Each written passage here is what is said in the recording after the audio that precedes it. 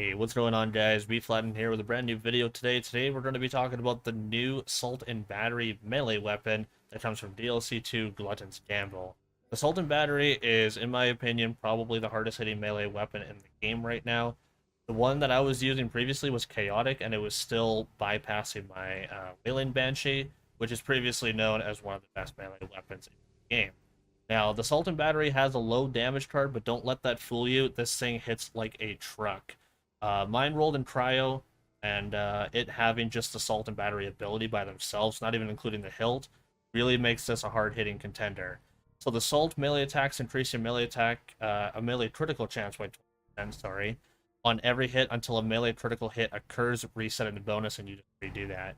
And then the Battery, melee critical hits spawn a dagger storm that gets scaling off the melee damage, which is like every single time you do a melee attack, a free dagger storm will come out, and the daggers will like seek out enemies and hit them. And sometimes those seeking out dagger storms can still one-shot enemies. Now, with the build that I have up on Storm Striker, I do have a build video on that previously. Storm Striker is able to take the Assault and Battery and pretty much one-shot most things in the game. Including bosses, raid bosses, and everything. Storm Striker 2.0 is going to be having a release soon as everything is full and comfortable and complete.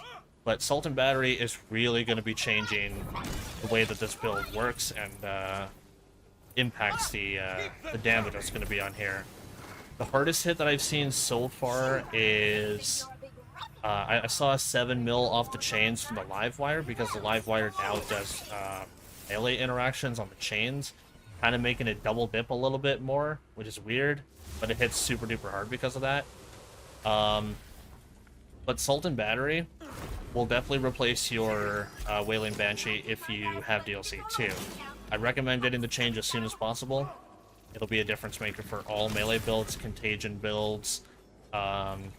Mostly Stabomancer, Berserker will see the biggest difference, especially if you have a cryo roll like me. You can combine it with skills like Ancestral Frost and even Blast Chill if you want to do ability damage.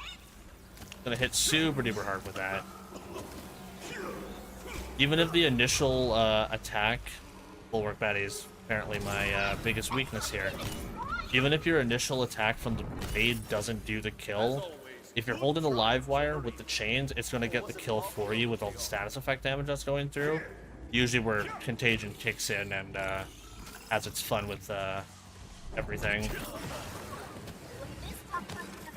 So even combinations with Stabomancer from the Shadows to get the guaranteed crit makes it hit super duper hard. And I'm also using the Tidebreaker on this build to get a guarantee Frost on the target, which also does the Soaked effect, which makes Cryo and Lightning damage do more damage, which means that's your Lightning chains, that's your Cryo chains, that's everything. Let me go ahead and display it on a boss here really quickly, just to show you the sheer power of it. Sometimes bosses aren't even seen because the Dagger Storms will just one-shot them before the appearance of the boss even shows up, just from how hard it hits. Because we're pretty much one-shotting every enemy anyways, it doesn't make anything really challenging. The only times that you're going to be facing challenges with this build, like I said, Dagger Storm just killed him, I didn't even get to see who the boss was. The challenging enemies with this is probably going to be Drill. Blupathoth is going to be a little bit annoying. And also, I'm trying to think of the other one. Dragonlord can be a little bit difficult when he gets into his flying phase and you fight Bernadette. That could be a little difficult. So be cautious of that. Otherwise, you pretty much have everything else covered. Tina will be a little bit difficult, but if you're having troubles with Blupathoth, it'll be hard to get to Tina anyways. Flying enemies. Dagger Storm kind of deals with that, but if you're not having ads in the way,